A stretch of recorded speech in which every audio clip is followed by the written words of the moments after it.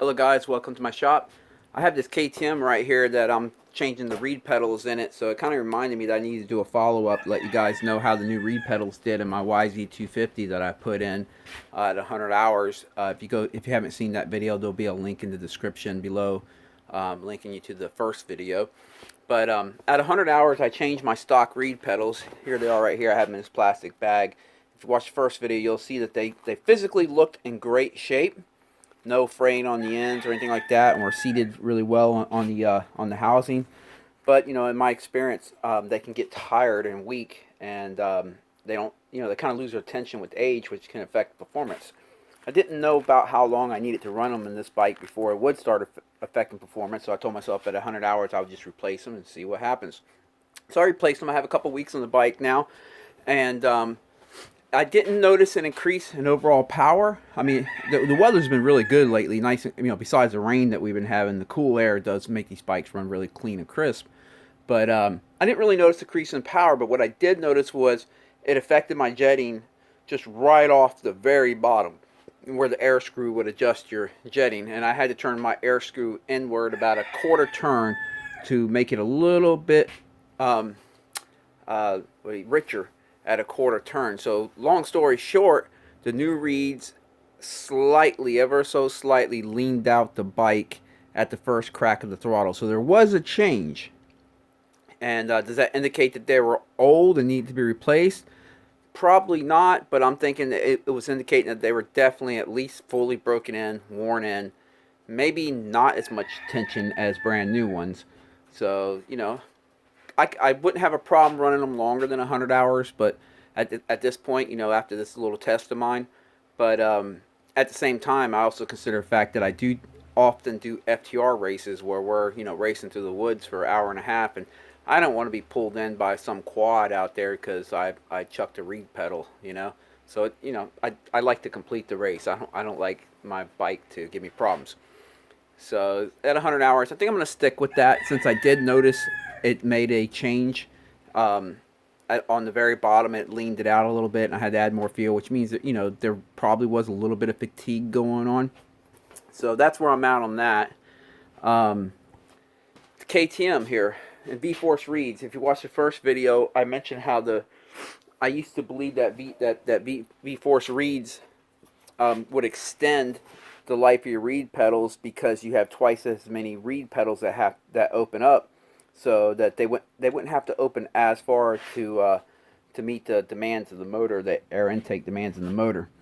But I'm starting to feel differently about that. I'm getting a lot of these KTM's with the V-Force reeds come to me, and they're running poorly. I had a bike last week, KTM 125. And he had to, his bike, he was having me test ride the bike and get the suspension dialed in because his son's entering the I-4 race series this year and he wants his bike to be dialed in real well.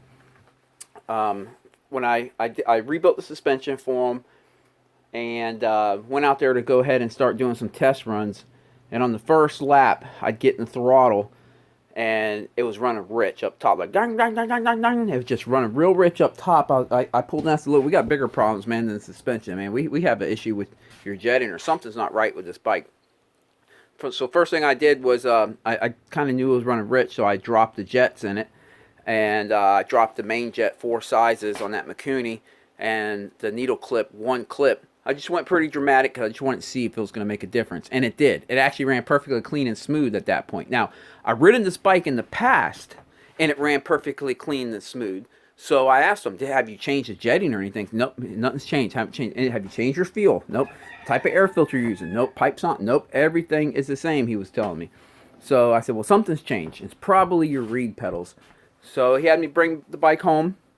I pulled the reed pedals out, and I found, these aren't it. This is for another bike right here, but I found one of the reed pedals starting to chip away at the corner, just ever so slightly. But that indicates to me that they've been in there for a long time. Even though the chip was just in the very corner, so it wasn't affecting the seal. But that means that they've been in there a long time, and they're probably getting fatigued. We threw in some new reed pedals, took the bike back out this weekend, and sure enough, man, she runs great. We were able to richen the jetting back up, and she's running great. So, and that bike maybe has 50 hours on it. And, you know, I'm noticing with these V-Force reeds that the pedals kind of seem to fatigue earlier than like your stock YZ250 two-stroke reeds that only have, you know, your one set of reeds instead of twice a set of reeds. They seem to last longer for some reason. I don't understand why. I don't know if they're using a better quality carbon fiber. I don't know what it is. But the V-Force reeds are definitely, or maybe it's because there's twice as many reeds, so when you start getting fatigue, that little bit of opening that it has to do, like at cracks the throttle, maybe the fatigueness is you have twice as many reeds, twice as many problems. Maybe. I don't know. It's just, I'm only telling you what I'm noticing here. So if you have a bike with V-Force reeds in it and you're noticing that your bike's starting to run richer or starting to foul plugs more, and or you're having to just drop and leaner jets and turn this air screw out to keep it running good and crisp and clean, you might want to consider just swapping out your reed pedals. Maybe they've gotten weak and tired, you know, and they might look perfectly fine like this one did, but that doesn't mean that they're not tired and that they haven't fatigued. So keep that in mind. So I'm kind of at the point of thinking, I'm always trying to figure out at what hours I should do things that fit me. I'm good with the 100 hours for the stock reeds on the YZ250 two-stroke at my speed and level and how I maintain my air filter, which is good. So I'm good with the 100 hours on that bike. Every 100 hours, new reed pedals. I'm good with that. If I had a bike with V-Force reeds, I think I would cut that in half. I think I would cut that down to 50 hours, unfortunately, if you want to keep your bike running tip-top shape. I'm just finding they don't last very long, and you know, it is what it is, you know. But they're just, these bikes are starting to run rich really early, and even chip away the tips of their reed pedals. But even if they're not chipped away, they'll start running rich, and that's usually an indication that the pedals are just getting fatigued and tired. So for this KTM it's a 150, this one right here. For this KTM 150 right here, the bike wasn't running right for him. He tried adjusting the carburetor, tried doing some stuff, couldn't get much out of it. There's the OEM carburetor right here. He wasn't able to fix the issues he was having, so he threw a electron carburetor on it. And you know, these are supposed to be kind of be plug and play. I don't have any experience with these myself. If you watch like the I believe it's Gypsy Files, Stanky, he has his opinion on the electron carburetor. That was pretty funny. But I don't have any experience with them carburetors. I only have experience with OEM type carburetors, Mikuni and Kian and stuff. He brought the bike to me. I was like, well, I pulled the reed pedals out, and I found he had all these end backwards. Now this is where V-Force is funny. I looked in the instructions here. Like, which way is the right way? You know, like Yamaha. If you watch my first video, you'll see they have a little slit in one of the reed pedals right here, and that lets you know is it in the proper way, or do you have to flip it around. On theirs, on the V-Force reeds, there's a black side. See, it's pretty much black, and a carbon fiber looking side. Which way is the right way? Well, I thought it would be in the manual here, or in the instructions, but nope, it doesn't cover it. I don't see it covering it at all. So, which way is the right way? Well, luckily I have a brand new set in the box right here for that 500 conversion, the KTM 500 conversion. I said, well, let me look at this. This is brand new out of the box. It appears that the carbon fiber side, if you can see here, let me get my light, goes in on the inside. You see it in there? And the black side is the, I guess you can call this the outside. So the black side's the outside, and inside the intake hole, you're going to want the carbon fiber side. That's how they're sending them out brand new. I imagine that's how they're supposed to be. I found these end backwards. He said he just replaced them, but he said they're not that old, but they're running backwards. Now, I don't know. He needs his bike running right.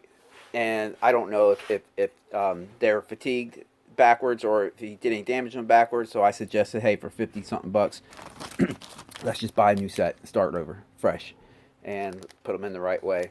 And put the OEM carburetor back on with the OEM jetting, since the motor is pretty much stock otherwise, and get it running right. And I'll be doing that today. But I just wanted to get you guys up to speed on what I've been finding with these reed pedals, and let you know how putting the new reed pedals in on my YZ250, what I found, you know, was it worth it at 100 hours or not? And I think it was. Now, I mentioned in the first video, there are people that can eat through reed valves even at 50 hours. I've seen it. But I think for the average rider, 100 hours is going to be good on the YZ250. I'm eating lunch, so I thought I'd make this video. But just let you guys know too, the Apex head video, the head review that I had planned to do, I wanted to knock that out this weekend. I went over to Skytop, the Trackavera Skytop. Spencer, the owner, passed away just recently, so they were holding a ride memorial for him, and I just wasn't able to get the review done. There was just too much going on. Too many, I mean, a lot of people there, which was good. There was a lot of people there, but there was too many people there for me to focus on what I needed to do, which I want to do a good video. I don't want to rush through this thing. You know, I want to be able to make jetting changes if I have to, and give the Apex head a good run for its money, and give it a good, fair review. So I'm going to try again this coming weekend to get the review in on the head, on the Apex head. So stick with me, guys. I appreciate it, and I'll catch you later.